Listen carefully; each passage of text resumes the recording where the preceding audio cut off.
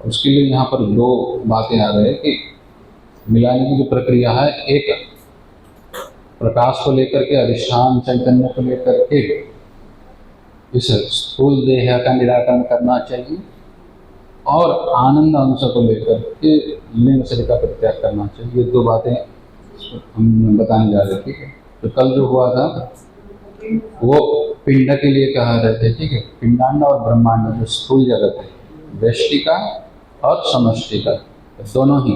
व्यष्टि की ये जो पिंड है उसका त्याग करना चाहिए। ठीक है, किस दृष्टि से करना चाहिए?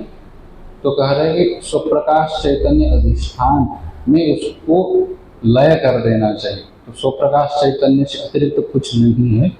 तो जहाँ पर भी आपको दिखाई देता है, दिखाई जो भी दिखा रहा है, मतलब जो भी बोध हो रहा है, वो सब किसके साथ हो रहा है? स्थूल जगत किसके साथ जुड़ा हुआ है? ज्ञान के साथ जुड़ा हुआ है। ठीक, जो भी दिखाई देगा वह सारे वस्तु ज्ञान के साथ ही जुड़ाई देगा। तो अब जहाँ पर भी जो कुछ भी देखेंगे दृश्य जगत को ज्ञान के साथ देख रहा है, तो अब क्या करना है कि जो जो दिख रहा है दिखे हुए वस्तु को ज्ञान में लय कर रहा है। अब कौन सा दिखे हुए वस्तु? जड़ वस्तु के लिए और स्थूल वस्तु के लिए। व्यष्टि में जो स्थूल शरीर दिखाई पड़ता है, इसका भान हो रहा है ना, तो भान के साथ क्योंकि सब जगह ये जुड़ रहा है, इस प्रकार से यहाँ एक उन्होंने ये प्रक्रिया, बढ़िया सुंदर प्रक्रिया है, किस तरह से लय करना है। अब यहाँ पर लय दो प्रक्रिया से होता है, एक तो ज्ञान से लय होता है, एक तो क्या है, भावना से लय हो जाता है। अब ज्ञान से जब तक लय नहीं होता तब तो भावना से लय करना पड़ेगा, बस यही। ठीक, अब विचार से पहले क्या देखना होगा कि सभी जगह अन्वय हुआ, अनुसूत हुआ, किसको पकड़ना है? प्रकाश को पकड़ना है। हाँ, तो सब जगह पहले आप स्थूल जो जो दिखाई पड़ता है, पिंडांड और ब्रह्मांड, इन दोनों को किस में लय करना है? प्रकाश में लय करना है। यदि प्रकाश ही सत्ता रूप है और प्रकाश ही क्या हो रहा है? आनंद रूप ही है। अब यहाँ दो विभाग आचार्य जी ने किया है। ठीक है, तो सदात्मना वहाँ पर कहा कि स्वप्रकाशम अधिष्ठान है। जो स्वप्रकाश अधिष्ठान है उसमें स्थूल प्रपंच का, व्यष्टि का और समष्टि का, इसका भी लय करना है। अब अगला जो श्लोक आ रहा है इसमें चिदात्मनि सदानंद है। ठीक है, अब वो जिस चिदात्मा में हमने स्थूल का लय किया था, व्यष्टि और समष्टि का, प्रकाश स्वरूप जो था, सारे प्रकाश में घुसा हुआ क्या हो गया? ये सारे जगत उसी में घुसा हुआ है। इस तरह से जब हम ये परिपक्व कर लेंगे तो उसी चैतन्य आत्मा के लिए अब यहाँ पर कह रहे उसमें आनंद रूप से देखना है। ठीक, तो सदा आनंद है, उस आनंद में अब ये सूक्ष्म देह का लय भी करना है। ठीक, अब ये दृष्टि की बात है, अब जितना अभ्यास करेंगे उतना ही ये परिपक्व रूप से कर पाएंगे। वासनाक्षय इसी से होगा। ठीक, वासनाक्षय करने के लिए पुरानी वासना मिटानी पड़ती है, तो फिर ये इस तरह से बार बार करेंगे चिंतन विचार, ये तो निधिध्यासन में होगा। तो ये वासना क्षय कराने के लिए प्रमुख उपाय है। ठीक, श्लोक का उच्चारण कर ही लेते हैं। चिदात्मनि सदानंदे देहारूढ़ामहं धियम्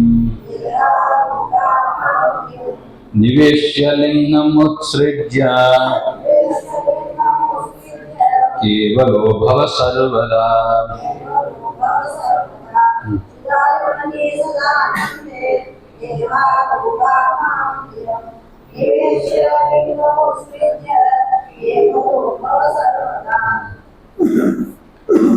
अब वो दोनों एक साथ आएगा। ठीक है, 90 श्लोक और 91 जो है, ये दोनों क्रमबद्ध अभ्यास करने के लिए यहाँ पर बता रही है। अभ्यास का ना चीज हुआ कि ये मनन के बाद निधिध्यासन करना है, तो निधिध्यासन किस रूप में करना है?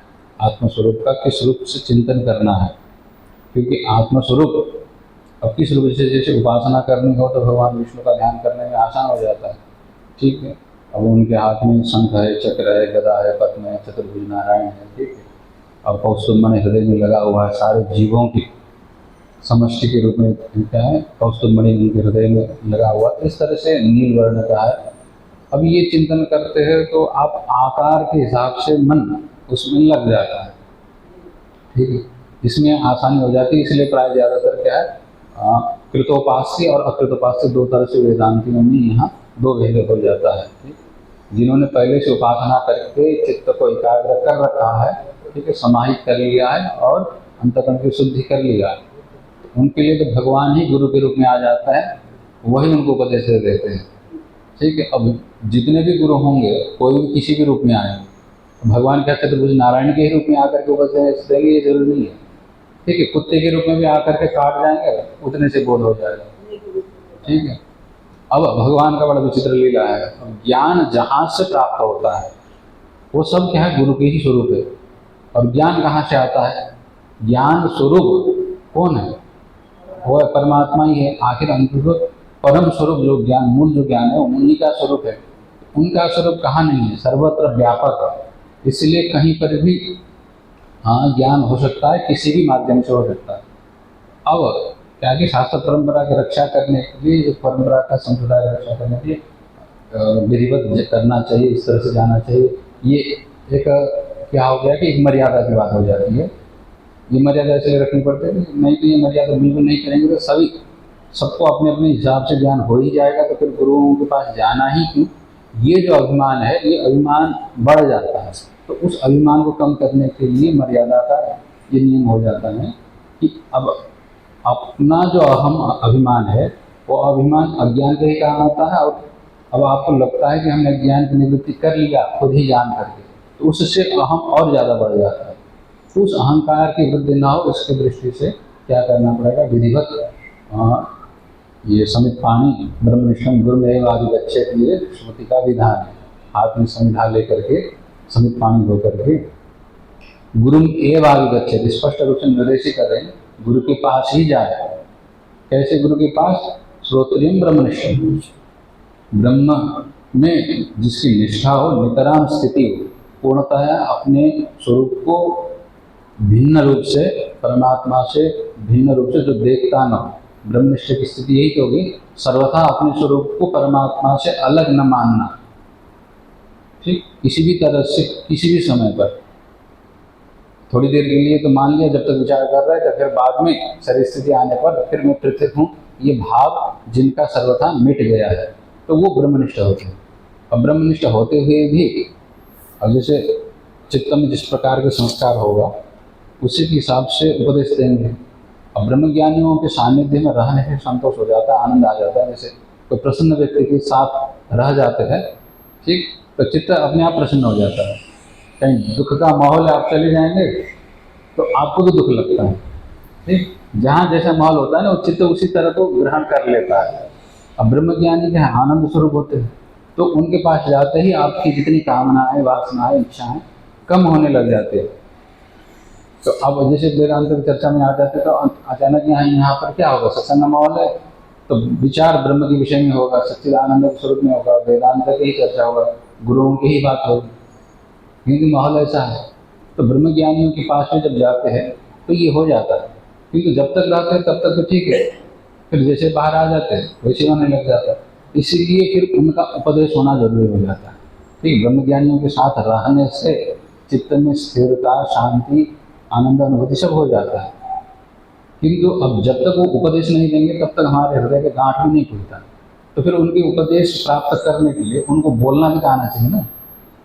अब बोलना कब आएगा? ब्रह्मज्ञान होने के बाद तो लेने में कुछ पढ़ना लिखना तो होता नहीं है। तो फिर इसलिए वहाँ पर क्या लगा देते हैं कि श्रोत्रिय होना चाहिए।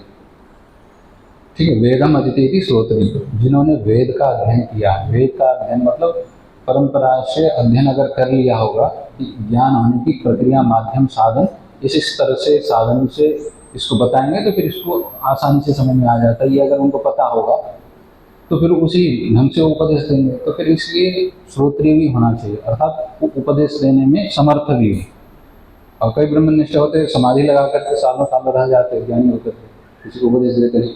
तो उनकी सेवा करने से तो क्या हो जाता है? ऐश्वर्य की प्राप्ति हो जाती है। इसलिए आपको दिख भी जाएंगे कई ऐसे ब्रह्मनिष्ठ हैं, उनके आसपास जिन्होंने जितने की सेवा की उसका धन वैभव सब बढ़ गया, किंतु ज्ञान की प्राप्ति नहीं हुई, क्योंकि उन्होंने किसी को उपदेश दिया ही नहीं। अब उनको क्या है, शरीर की भान ही नहीं, तो वो उतने 5वें स्थिति से आचार्य पुरुष ऊपर चले गए, किसी को उपदेश ही करना नहीं। तो ऐसे स्थिति में भी क्या हो जाता है कि अब वहाँ पर उपदेश की प्राप्ति होना थोड़ा मुश्किल है। ऐसे ब्रह्मज्ञानी के संग मिल जाए तो जीवन सौभाग्य की बात है, धन्य हो जाता है। तो ईश्वर कहीं न कहीं से उपाय कर देंगे। किंतु अब ब्रह्मज्ञानी के लिए तो कुछ बता नहीं रहे श्रुति। श्रुति तो आपके लिए बता रही है कि ऐसे गुरुओं के पास जाना चाहिए जो आपको बता भी सके और बताया हुआ चीज़ को खुद अनुभव भी कर सके। ठीक, जो खुद स्वयं अनुभव भी करे उस चीज़ का, ठीक, जीवन में निष्ठा उनकी नितराम स्थिति हुई है। अध्यास को लेकर के उनके जीवन में भ्रांति नहीं है, किंतु स्थिति उस तरह से बन गई और उपनिषद के वेदों के वाक्य को लेकर के आपको उपदेश भी देंगे। ऐसे गुरुओं के पास जाना चाहिए, ये श्रुति विधान करती है। ठीक, अब जिसकी जहाँ योग्यता होती है, बात ये भी आ जाती है। अब ऐसे गुरु कहाँ मिला, अभी कलयुग में ढूंढने जाएंगे तो कौन ब्रह्मनिष्ठ है कौन नहीं है। अब खुद हम अज्ञानी है और ज्ञानी गुरुओं को ढूंढते रह जाएंगे, क्योंकि हम लोगों के पर्दा आँख में अज्ञान का छाया हुआ है। तो जो भी दिखते हैं सब ये सही है, कोई ब्रह्मज्ञानी नहीं है, सब क्या है ढोंगी पाखंडी, ये मन में आ जाता है। इसी तरह के हो जाता है ना, क्योंकि हम लोगों का जैसा विचार होगा, जिस तरह के हम अपने आप को देखते हैं, दूसरे में उसका क्या करते हैं, आरोप भी कर लेते थे, अध्यारोप कर लेते थे। हमने काशी में एक गुरु जी थे, जिनको जिन्होंने पढ़ा है, उनके गुरु की गुरु है, शंकर भारती जी थे। उनकी सेवा में श्री रामशेखर शास्त्री जी थे, वो छोटे में ही से सेवा करते थे, उनके साथ हम लोगों ने पढ़ा। तो वो छोटे से ही क्या हो गया कि अब वेदांत के इतने प्रकांड विद्वान थे और ब्रह्मनिष्ठ भी थे, तो उनकी सेवा में थे और उनका रहन सहन चाल दर्शन सब महात्माओं के साथ था। ठीक, अब बचपन से देखा है, वो साथियों की तरह उनका खेलना भी हो गया, उन्हीं के साथ रहना हो गया। अब जितने नज़दीक जाते हैं तो क्या सामने क्या दोस्त दर्शन भी हो जाता है, ज़्यादा ही नज़दीकी हो जाती है तो आपको फिर दोस्त दिखने लग जाते हैं कि इसमें ये कमी है, ये हो जाता है। अति परिचय अवज्ञा, ये ज़्यादा ही जब परिचय बढ़ जाता है तो फिर थोड़ा सा अवज्ञा हो जाती है, तिरस्कार होना स्वाभाविक हो जाता है। उन्होंने बचपन में देखा यही हो गया। अब वो जा करके फिर गुरु जी को, शंकर भारती जी को जा करके सुनाते थे। वो छोटे थे उस समय में, तो देखिए महात्मा लोग ऐसे होते ऐसे होते, इस तरह से करते, इनमें ये दोष है, ये कपड़ा तो लाल लगा लेते हैं, किंतु अब सब उनकी चित्त में वासना गई है, नहीं वो नहीं गया, ये नहीं गया, जा करके वो शिकायत करे। अब शंकर भारती जी से जा करके, अब वो हिंदी बोलते नहीं थे, प्राय ज़्यादातर संस्कृत नहीं बोलते थे।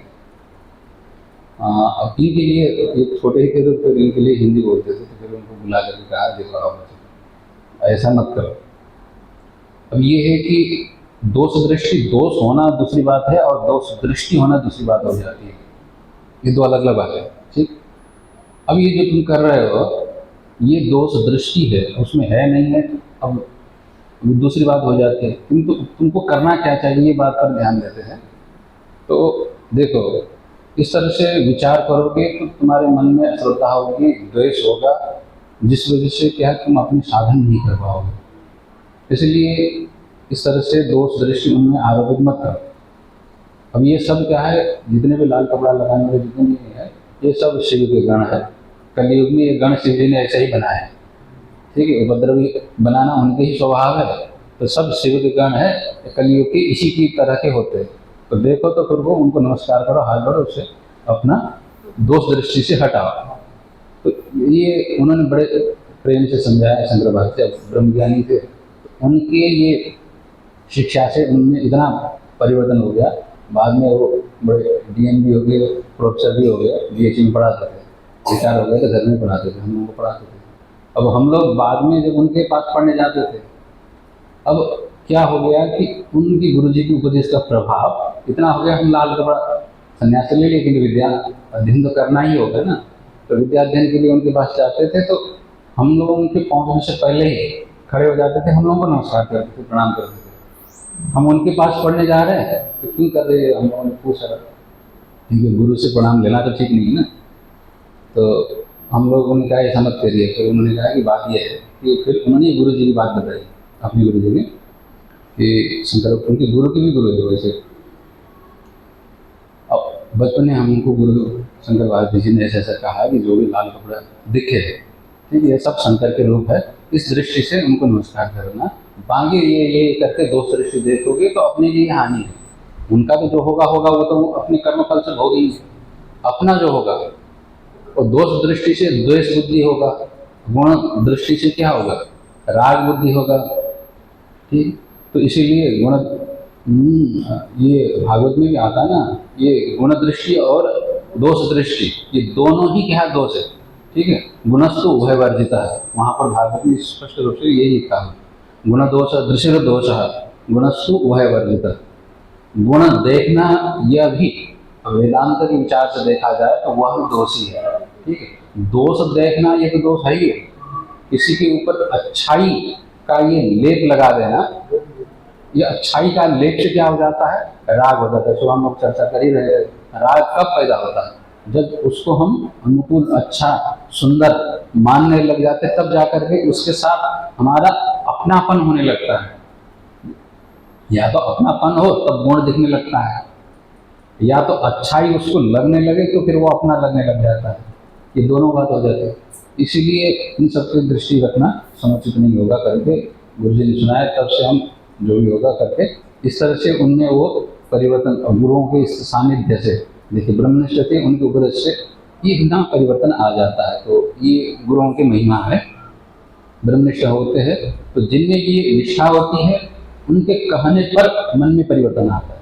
ठीक, अब जो स्वयं अभ्यास न करे, ठीक है, जिनकी स्थिति निष्ठा ना हो, तो केवल खोखले वचन से बोलने पर हाँ कहा तो रहे ये लगता है, किंतु वो आचरण करने से मन में जो उत्साह, आनंद, उमंग जो होगा उनमें दिख जाता है ना। अब दिख भले आँख से न देखे, किंतु साथ में रहने पर मन में वो मिठास आ जाता है, आनंद आ जाता है। तो उनके कहे हुए वचन पर अपनाना क्या होगा, उनके हिसाब से जीवन को ढालना आसान हो जाता है। इसीलिए शास्त्रों में क्या कहते हैं कि दोनों तरह के गुरु मिलने चाहिए, ब्रह्मनिष्ठ और श्रोत्रिय, दोनों एक साथ हो, बड़ा सुंदर है। अगर नहीं मिलता है, क्योंकि अब दोष दृष्टि है तो सब जगह ऐसे कहाँ होंगे, कौन होंगे, तो बात यह है कि अपनी योग्यता के हिसाब से गुरु मिलते हैं। बात यह है जितना हमको योग्यता मिली है, श्रेणी मिली है, ठीक है, और प्रारब्ध मिला है, अब प्रयास तो करना चाहिए, वो तो प्रयास छोड़ना नहीं चाहिए। क्योंकि अब हमारी जितनी समझ होगा उतने ही उस परमात्मा अनुग्रह करके उतने समझाने भर वाले गुरु भेज ही देते हैं। जैसे ही योग्यता बढ़ जाती है, आपको समझ में आ जाता है कि गुरु इतना बता दिए, फिर आगे आपकी जिज्ञासा बनी रहेगी। तो उस जिज्ञासा के हिसाब से फिर परमात्मा सब जगह व्यापक है, गुरु रूप से सर्वत्र विद्यमान है, कहीं ना कहीं से वो उपदेश दे ही देते। दत्तात्रेय जी का कथा आता है, उन्होंने क्या है, सब चीज़ से उन्होंने, हर चीज़ से उनको क्या हो गया, विद्या प्राप्ति हो रही थी। ठीक है, अब सबके गुरु के रूप में भी माने जाते हैं। दत्तात्रेय क्या है, गुरु, आदि गुरु के रूप में, ठीक है, शिव जी का आदि गुरु बोलते हैं, दत्तात्रेय जी को यहाँ गुरु को मानते हैं। तो अब वो गुरु क्यों हो गए, क्योंकि उनको ज्ञान देखने के लिए किसी व्यक्ति पर निर्भर न रह करके ज्ञान सब जगह से आ रहा है। दृष्टि हमारी खुलनी चाहिए। अब हमारी दृष्टि क्या है, बंधी हुई है, तो बंधी हुई दृष्टि होने के कारण इस अक्षरों से ही ज्ञान आएगा, इसी व्यक्ति से ही ज्ञान आएगा, इस प्रकार का आग्रह रह जाता है। अब प्रत्येक वस्तु तो सिखा ही रहे हैं। अब जब हमें अपने आप को खोल देते हैं पूरी तरह से, ठीक, हृदय में किसी तरह से कुटिलता नहीं आती है, हृदय सुंदर रहता है, साफ सुथरा रहता है, तो फिर आपको बच्चे से भी ज्ञान मिल जाता है, बूढ़े से भी मिल जाता है, नदी से भी मिल जाता है, पहाड़ से भी मिल जाता है। उनको जो जैसा है उसको उसी रूप से आप देखने लगते हैं, तो फिर जैसा वस्तु है वैसा देखना ही तो ज्ञान है। ज्ञान अलग चीज तो चीज़ नहीं। हमारे दृष्टि भ्रांति इसलिए हुई है, जो वस्तु जैसा है उसको उस रूप से नहीं देखते हैं, उसमें हम अविद्या के कारण या तो मोह से देखते हैं, या तो द्वेष से देखते हैं, किसी और दृष्टि से देखते हैं। ठीक है, ठीक ठीक से वस्तु को देख नहीं पाते हैं। अब हृदय खुल जाता है, तब मोह कम हो जाता है, तो वस्तु जैसा है वैसा देखने लगता है, तो वही वस्तु गुरु के रूप में बता देता है कि ये है ज्ञान। तो इस प्रकार से गुरु का जो स्वरूप है, सर्वत्र विद्वान होने पर भी अब योग्यता क्षमता न होने के कारण, ठीक है, अपना हृदय इतना खुला नहीं है, इसीलिए हम लोगों को फिर अब अपनी योग्यता के हिसाब से हम जितना जानते हैं उससे थोड़ा जो जानता होगा उसको हम पहचान पाते हैं। ठीक है, हम जितना जानेंगे उससे थोड़ा सा 1 इंच भी थोड़ा अगर ज़्यादा जानता होगा तो हम, हाँ, हमसे ये ज़्यादा जानते हैं, इसलिए ये गुरु देव करके हम मान लेते हैं। अब उतना मानने से भी काफ़ी हो जाता है। क्यों? क्योंकि ये हो जाएगा कि आप जितना जान रहे थे उससे तो अधिक उन्होंने आपको शिक्षा कुछ न कुछ देंगे ही।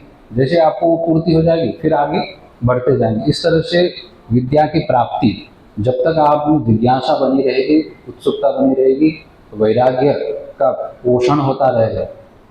वैराग्य का पोषण नहीं होगा तो जिज्ञासा होने पर वो जिज्ञासा आपको आगे बढ़ा नहीं पाता है। जानने की तो इच्छा है, क्योंकि इच्छा होते हुए भी अगर वैराग्य का पोषण नहीं होगा ना चित्त में, तो क्या होगा? वैराग्य नहीं होगा तो कहीं राग होगा। वो राग क्या करेगा? जिज्ञासा को दबा देता है और राग अपने जो रागित जो वस्तु होगा, ठीक है, जिसके प्रति राग हो रहा है उसकी और खींच के ले जाता है। तो इसलिए दो प्रमुख साधन जिज्ञासा और वैराग्य। जैसे जैसे वैराग्य पुष्ट हो जाता है तो वैसे वैसे क्या होगा? चित्त में जिज्ञासा तीव्र बनती जाएगी। जानने की जो इच्छा होगी गलत, वह वैराग्य के कारण पोषण होता है। तो वैराग्य से जिज्ञासा की तीव्रता होने पर वो जिज्ञासा आपको खींच करके ले जाएगा, क्योंकि अब राग दूसरी जगह खींच नहीं रहा है ना। खींचने वाला तो राग या द्वेष ही था। जैसे द्वेष कम हो गया और राग विषय के प्रति कम हो गई, तो अब राग खींच के नहीं ले जा रहा है, तो वैराग्य से चित्त पुष्ट हो रखा है। अब उस चित्त को अब क्या है? जिज्ञासा रास्ता दिखाता हुआ ले जाएगा कि हाँ आखिर सत्य क्या है, ये जिज्ञासा खींच के ले जाता है। तो आपको अपनी योग्यता के हिसाब से गुरु मिल जाते हैं और प्रारब्ध के हिसाब से भी गुरु मिल जाता है।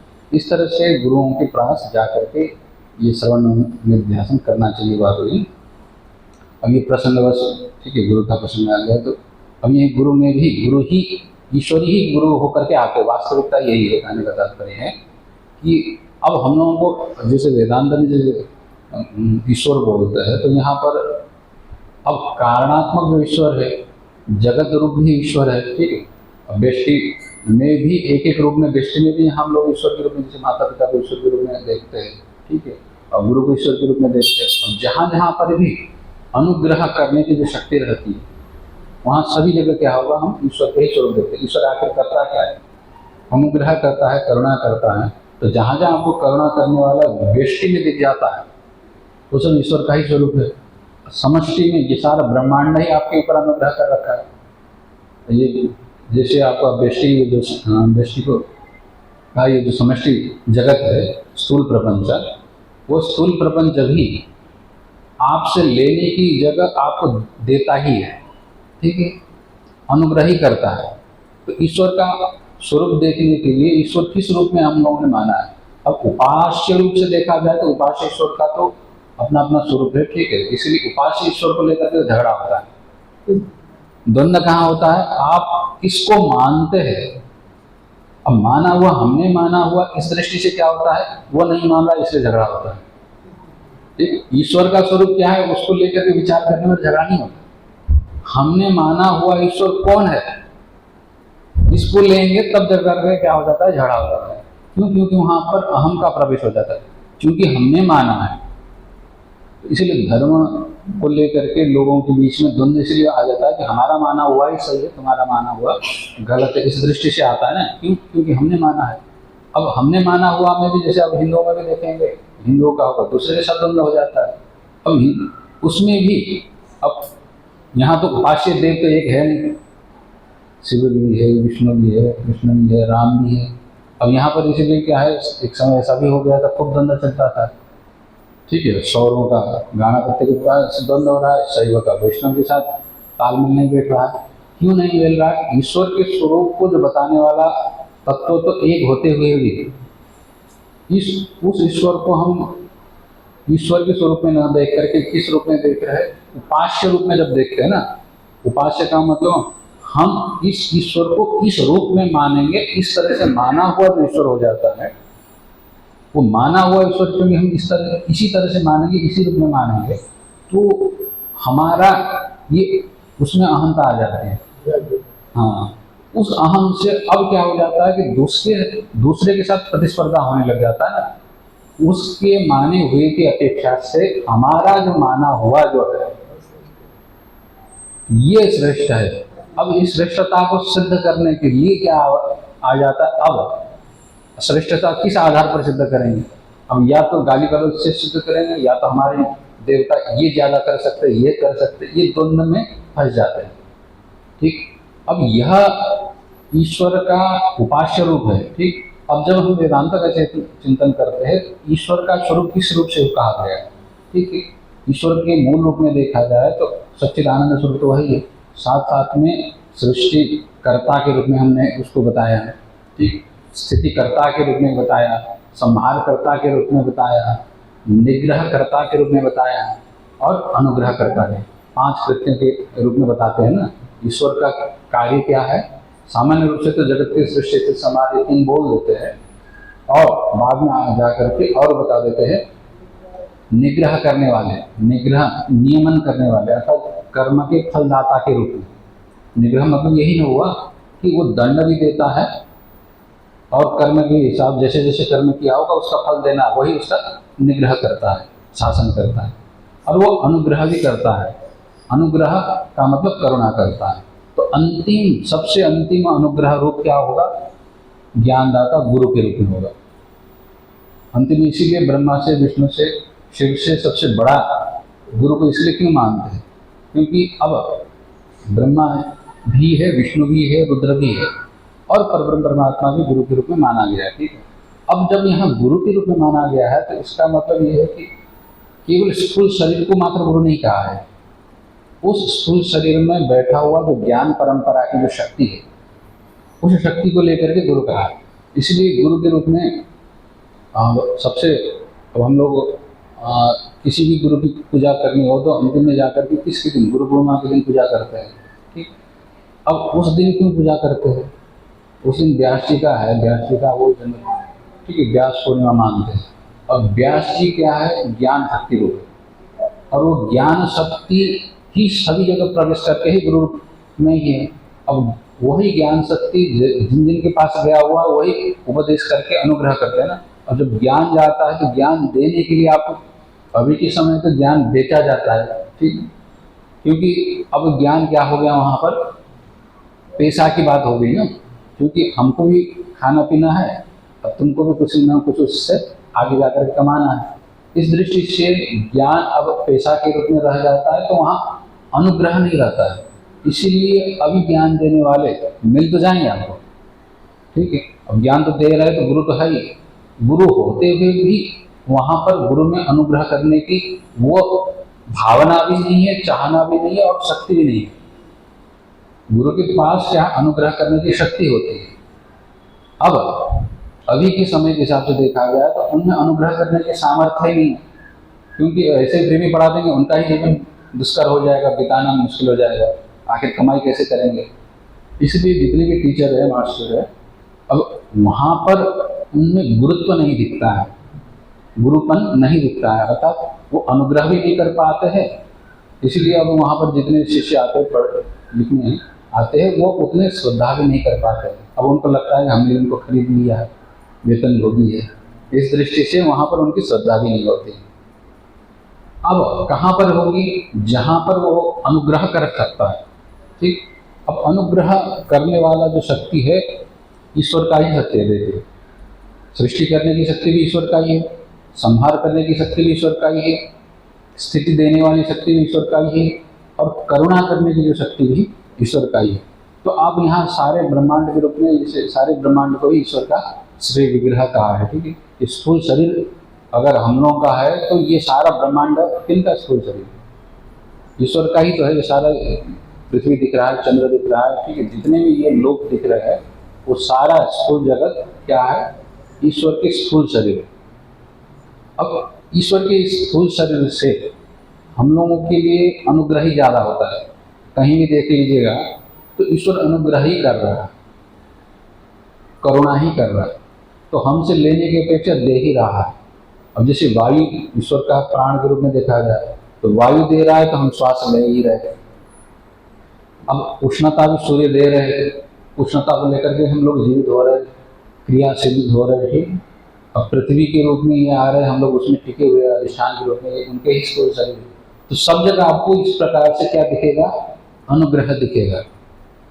ठीक, तो सब जगह जहाँ पर अनुग्रह करने की शक्ति वो वह क्या है, ईश्वर का रूप है, और अनुग्रह करता है तो वो ईश्वर का गुरु रूप है। ठीक, अब इस तरह से सब जगह अनुग्रह कर रहा है, जीवन हमारा इसी तरह से चल रहा है। अब अंतिम अनुग्रह क्या होगा? ठीक, अंतिम अनुग्रह ये होगा कि ईश्वर अगर अविद्या को काट देता है ज्ञानोपदेश के द्वारा, ठीक, तो वो उसके बाद वो ईश्वर रूप ही हो जाता है।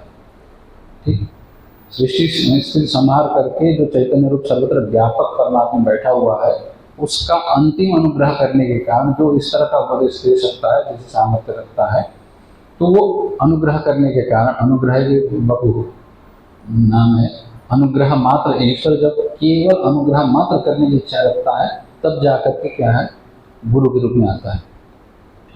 इस प्रकार का जो गुरु होगा वो अंतिम अविद्या को उच्छेद करके ज्ञान रूप प्रदान करके अंतिम मोक्ष देने वाले इस रूप में आएगा।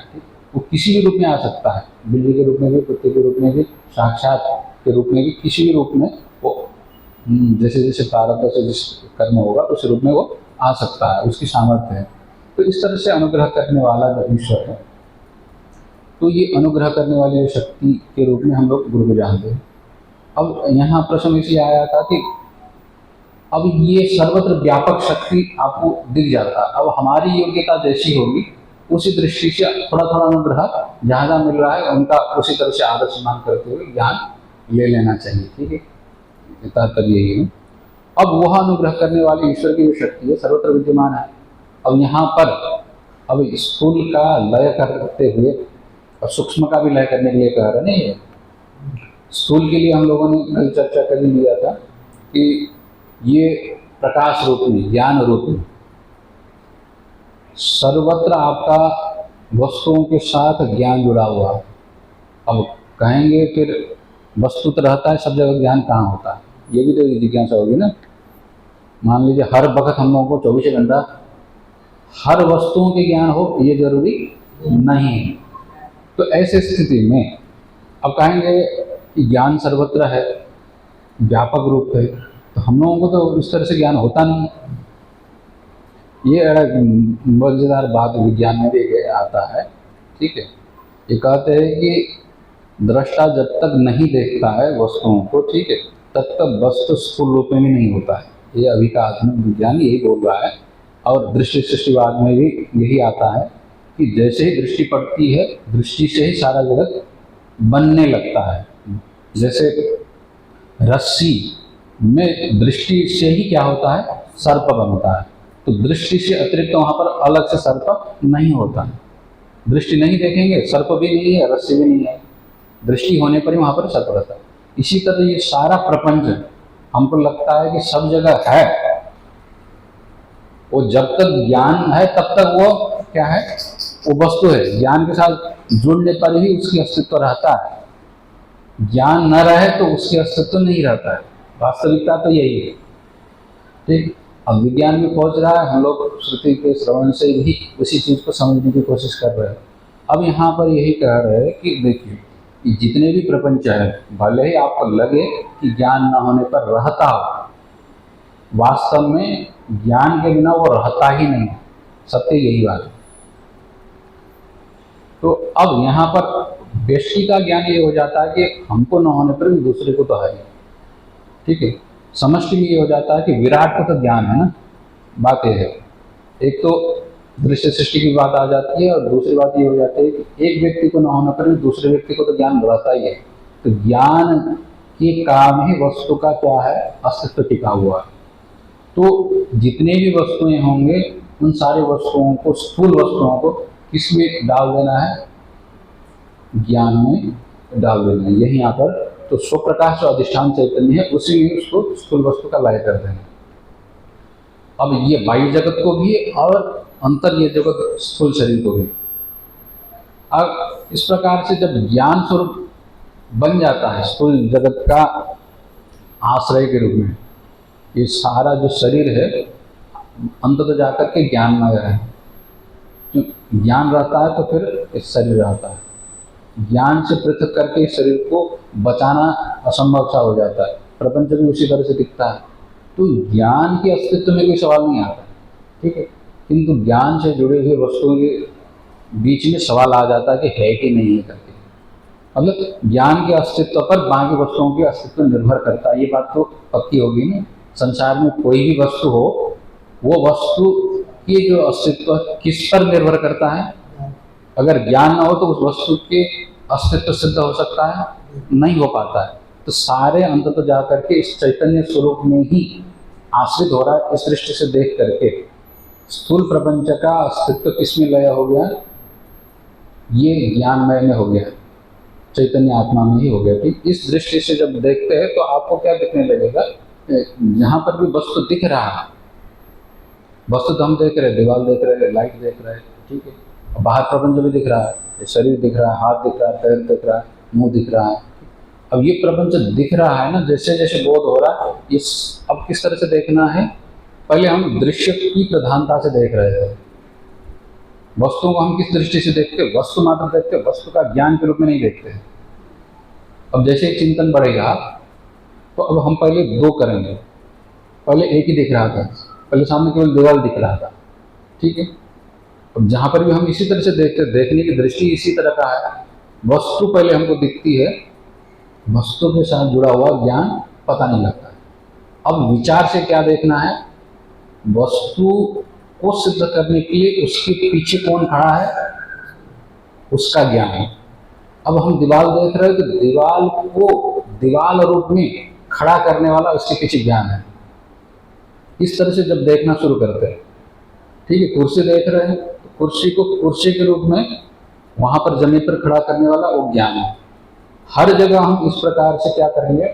स्थूल वस्तु में ज्ञान को जोड़ेंगे तो अब दो दिखने लगेगा। पहले तो वस्तु मात्र दिखता था, अब जैसे विचार आपका दृढ़ होता जाएगा ना, केवल वस्तु न देख करके वस्तु के साथ हम ज्ञान को भी देखने का अभ्यास करेंगे।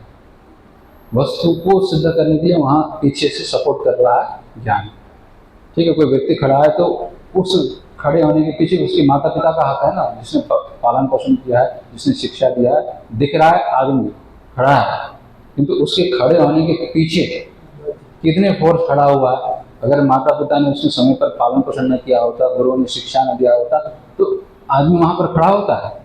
अब हम लोगों को दिखता है वो आदमी है, उसके पीछे जो शक्ति खड़ी हुई है वो हम देख नहीं पाते। विचार करने पर व्याकरण धीरे धीरे आपको दिख जाता है।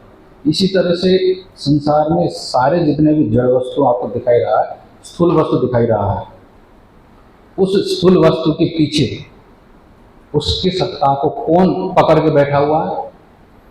ज्ञान को।